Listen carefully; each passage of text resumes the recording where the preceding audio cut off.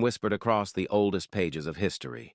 A man who lived more than 26 centuries ago, yet thought in ways the world would not understand until the age of science. He was born around 610 BCE in the vibrant Ionian city of Miletus, a place exploding with ideas, merchants, travelers, and the earliest sparks of philosophy. From a young age, Anaximander was taught to question everything. What is the universe made of? What holds the earth in place? How do we measure time? What lies beyond the lands we know? While others explained the world through gods and myths, Anaximander dared to search for natural laws. He proposed that the universe began from a boundless, undefined source he called the apeiron, the infinite.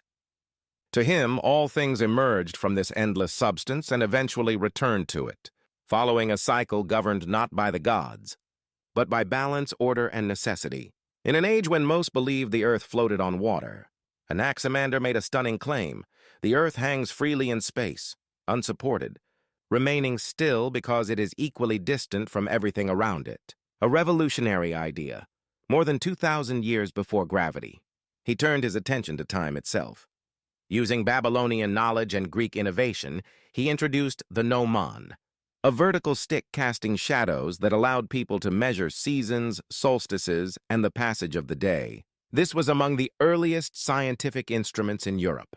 But his greatest masterpiece was something the world had never seen, the first map of the known Earth. He gathered reports from sailors, traders, and wanderers. He studied coastlines, distances, and stories from beyond the Aegean. Then he drew a diagram that placed Europe, Asia, and Libya in proportion, surrounded by a vast ocean. It wasn't perfect, but it was humanity's first attempt to capture the planet on a surface, a leap toward geography, navigation, and global exploration. Anaximander didn't stop there. He attempted to explain weather, earthquakes, and the movement of celestial bodies using natural causes. He argued that lightning wasn't sent by Zeus, but created by wind bursting from clouds. He believed humans originally emerged from fish-like creatures because infants could never survive alone. Incredibly, this was an early evolutionary idea, centuries before Darwin. Every page of his work shows a mind refusing to accept simple answers, a thinker who demanded proof, a man who believed the universe was a system, rational, predictable, governed by laws that humans could understand.